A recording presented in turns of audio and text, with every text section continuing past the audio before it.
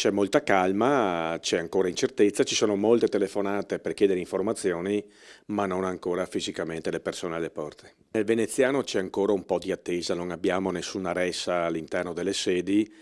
Diciamo che ad ora, abbiamo fissato 50 appuntamenti, quindi non abbiamo avuto nessun tipo di problema. La prima giornata per presentare le richieste e ottenere il reddito di cittadinanza nel veneziano si è dimostrata tranquilla, senza code né resse. Nessun problema nemmeno per quanto riguarda la richiesta del modulo ISEE da presentare obbligatoriamente. Chi non era in possesso infatti ha dovuto prenotare presso i CAF, ma in alcune province non c'era già più posto. A Venezia invece questo non è accaduto. Stiamo facendo gli ISEE per la popolazione che lo richiede, appunto per il reddito di cittadinanza, e abbiamo posti liberi, quindi c'è la possibilità di fare l'ISEE anche subito, non abbiamo code nemmeno per l'ISEE. Abbiamo assunto personale, si è assunto personale e in più anche in altre società si è assunto in altre province, però a seconda del modello organizzativo ci sono fatte delle scelte.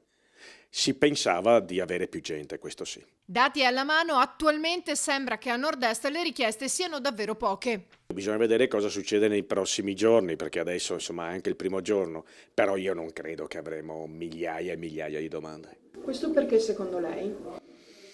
Ma c'è un po' di cultura d'orgoglio e c'è il fatto che io spero che tutti abbiano 6.000 euro in banca, anche chi fa fatica a tirare la carretta e i nostri pensionati. Diciamo che abbiamo avuto più domande di pensioni di cittadinanza che non di reddito di cittadinanza, ecco.